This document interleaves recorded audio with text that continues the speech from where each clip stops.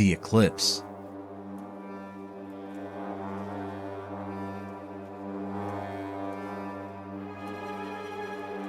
When I say those words, I'm sure almost all of you know what I'm referring to almost instantly, and for good reason. This event is easily one of the most memorable in the Berserk series, and one of the most infamous moments in anime and manga history as a whole.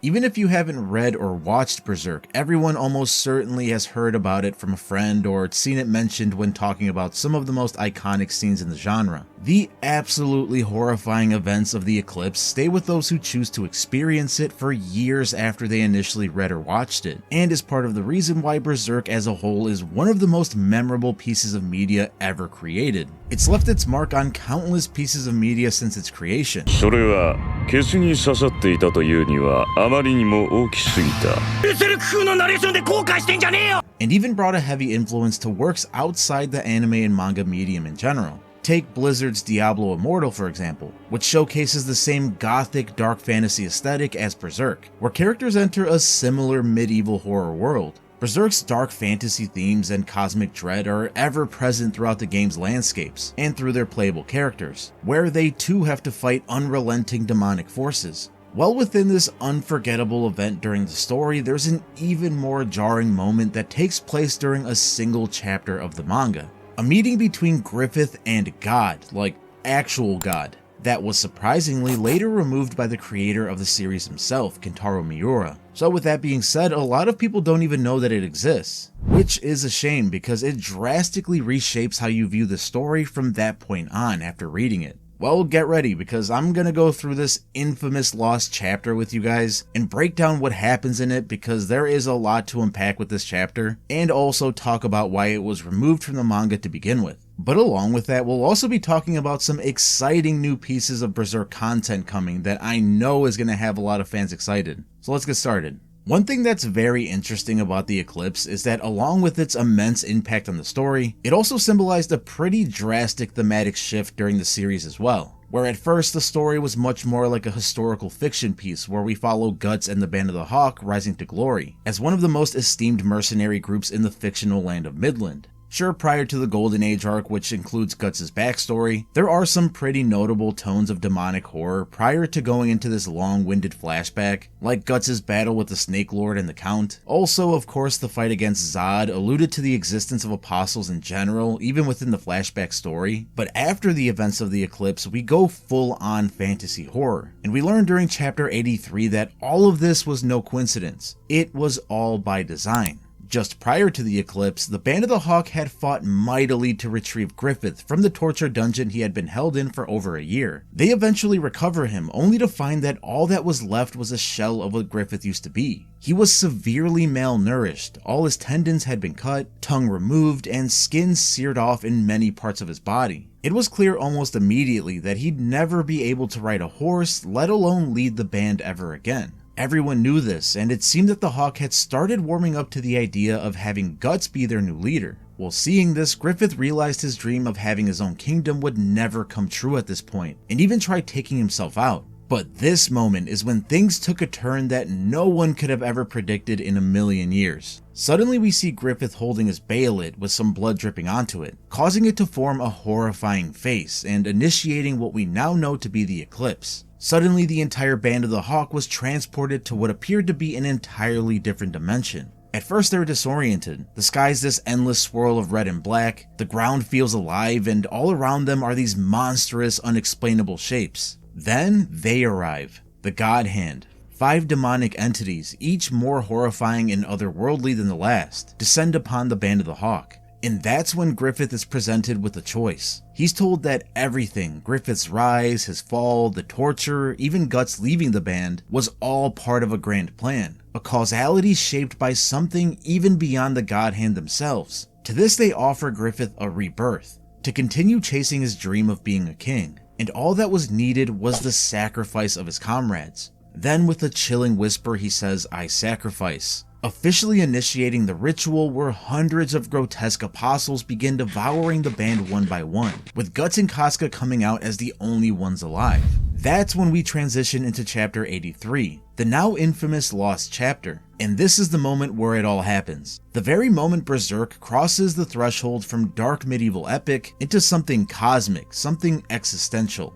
Now for those of you that haven't read it, don't worry, most fans haven't. It was originally published in volume 13, but later removed by Miura himself. He felt that it gave away too much too early, and to some extent I have to agree because it reveals something pretty chilling. Right in the middle of the eclipse, Griffith pulls away from the chaos and is taken somewhere even deeper. He feels himself sinking endlessly until he reaches it, the idea of evil. Alright, picture this. A massive floating heart-like mass suspended in a black void, covered in eyes and tendrils, whispering the truth behind everything of their world. This entity claims to be the literal god of their existence, but not a god of love or creation. No, this god is born from human suffering.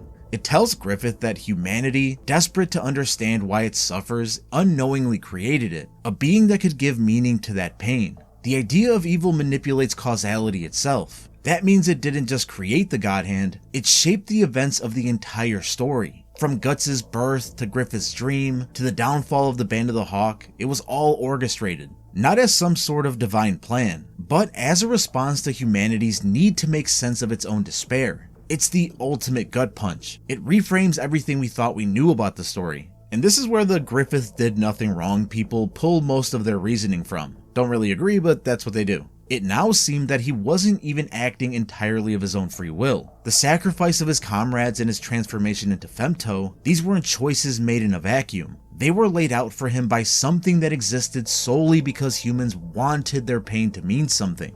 That's the real horror of chapter 83. There's no violence or gory visuals. It's just the existential helplessness of it. It tells us that your suffering is very real, but your freedom might not be. And that's probably why Miura cut it. He once said that he wanted to keep some mystery in the story, to let the readers themselves imagine the forces at work, rather than him just laying it out for us. And fair enough, but chapter 83 still lingers. Fans who read it never forgot it. It's one of those pieces of manga that haunts you because it gets too close to the truth. But that's where things get interesting, because even though chapter 83 is no longer in the official manga, its influence is everywhere in Berserk's world building, following the plan of Miura wanting everyone to figure it out themselves, with all the good people in this series being constantly bombarded with the evilness of this world. And weirdly enough, that influence along with the Eclipse itself is now making its way into something very exciting: the Diablo Immortal and Berserk crossover. In the game's top-down survival minigame Survivor's Bane, players are dropped into a cursed hellish landscape that might as well be the Eclipse itself. The ground is literally made of twisted faces, the sky is painted all reds and blacks, and demons just keep coming. There's no safety, no pause, just you surviving wave after wave in a world that seems designed to destroy you.